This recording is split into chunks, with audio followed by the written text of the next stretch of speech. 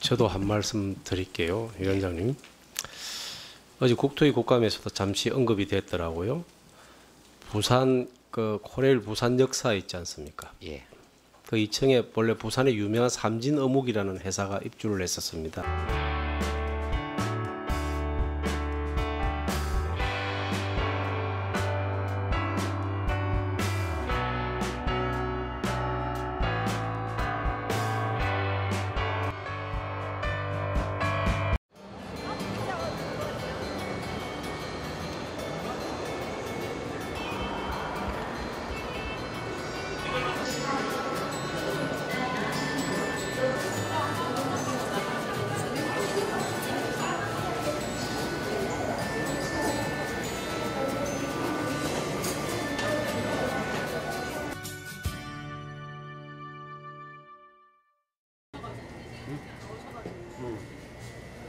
왜 내한테 이래?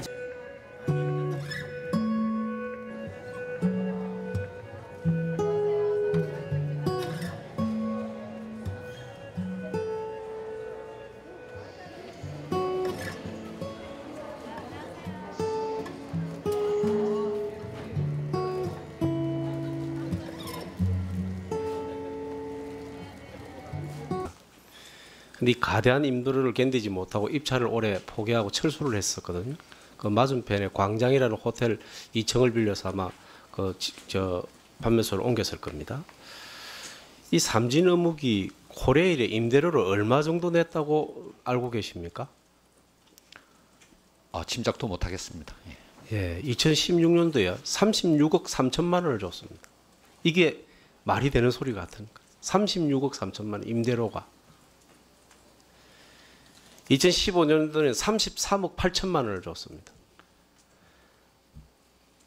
삼진어묵이 특별히 많이 낸 건 맞는 것 같은데 다른 매장도 사실 제가 조사를 좀 해보니까 이 참 가관입니다. 용산역의 그 패스트푸드점은 6억을 받고 있어요.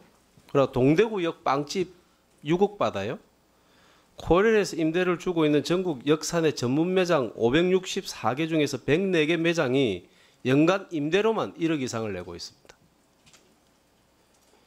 백화점도 이리 비싸지 않을 거예요. 그럼 매출의 38%까지 임대 수수료로 내고 있고요. 이 38% 수익금의 38%를 내는데 이 가관인 것은 이익이 안 나도 벌금을 물린다는 겁니다. 이 무슨 이 자본주의 사회에서 이 가능한 이야기인지 정말 황당하다는 생각이 드는데요. 예. 제가 받은 자료에 수원역이 조그마한 타르트라는 이 디저트를 판매하는 가게가 평수가 0.8평이더라고요. 한 평도 아니고.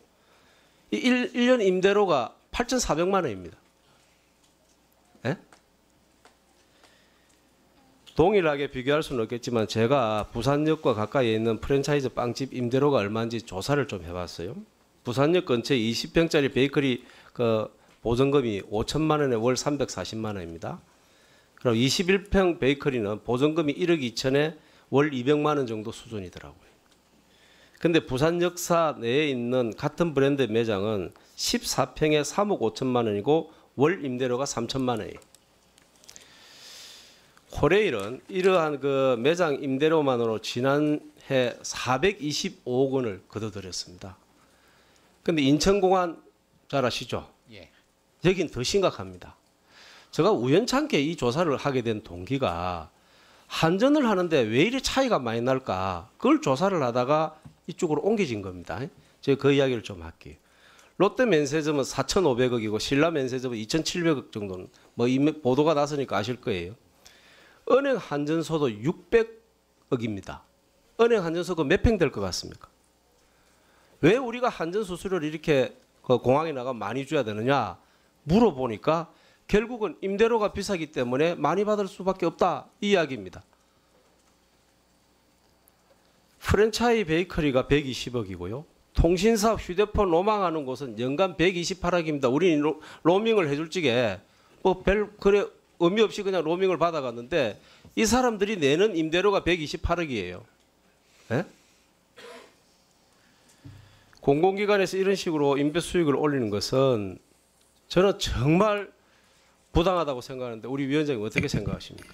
예, 그 코레일 문제에 관해서는 사실 저희들이 원래 이 연구 용역을 진행한 것이 있습니다. 이 코레일의 비운송 부문의 독과점 구조가 미치는 영향에 대해서 연구 용역을 하고 있는데 아마 관련 내용이 이것과 관련된 것일 것 같습니다.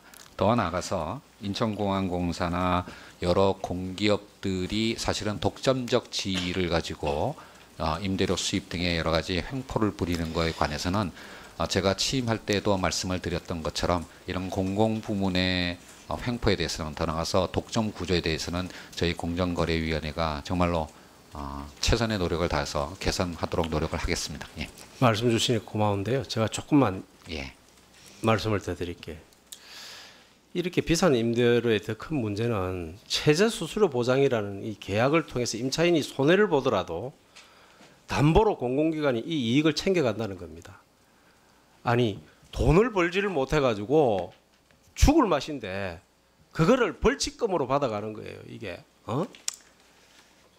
이런 악질 업자들이 어디 있습니까? 이게 이 공공기관입니까? 이게 공기업입니까? 이게 코레일의 그 전문점 운영 지책을 제가 한번 들여다보니까 임대배장의 최저 하한 매출액을 설정해서 지속적으로 최저 매출액을 못 맞추거나 전년 대비해서 90% 떨어지면 쫓겨나요.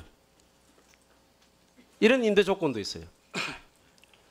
그리고 매장 매출의 25%를 임대 수수료로 떼가는데 문제는 임대 매장이 매출이 적을 경우에는 이 장사 못하게 하는 것 정도까지가 아니고요.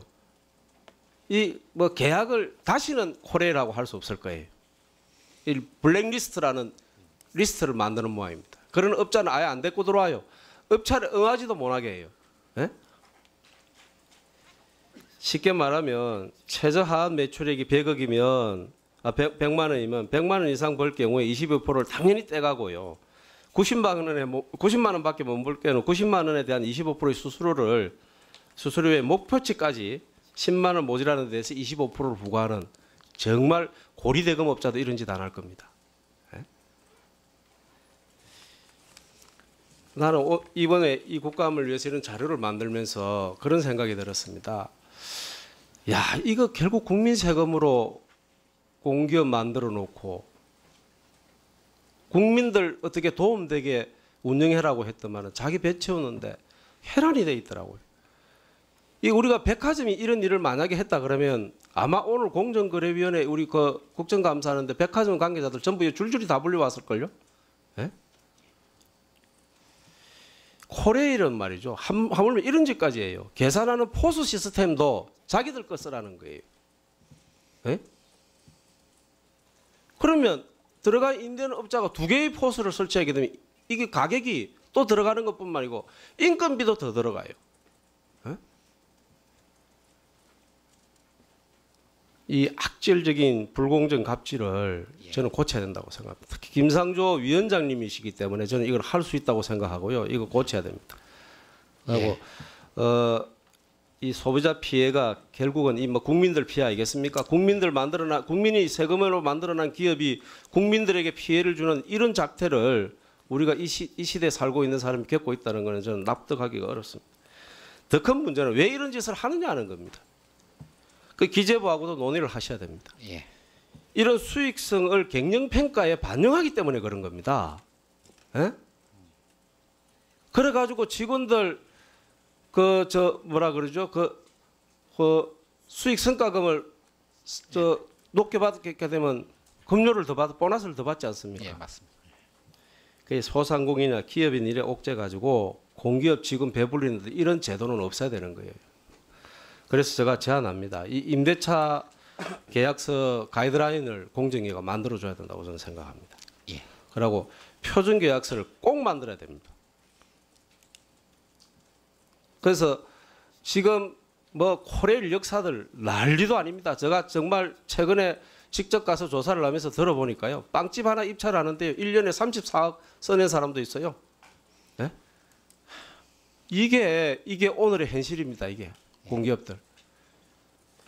알겠습니다. 어떻게 할 것인지 꼭 공정위가 전담팀을 만들어서라도 저는 조사를 해서 이거 빠른 시간 내에 해결해 줘야 된다고 저는 생각합니다. 그러니까 근본적으로는 그러니까 기재부의 소관이겠습니다만은 공공기관 운영에 관한 법률에 아마 좀 개선이 필요할 거라고 생각하고요. 거기서 공공기관을 수익성 위주로 평가하는, 그래서 결국은 그 어떤 부담이 이렇게 밑으로 내려가는 이런 문제에 대해서는 범정부 차원의 개선 노력이 있어야 되겠고, 저희 공정위가 해야 될 일도 많이 있습니다. 예. 예.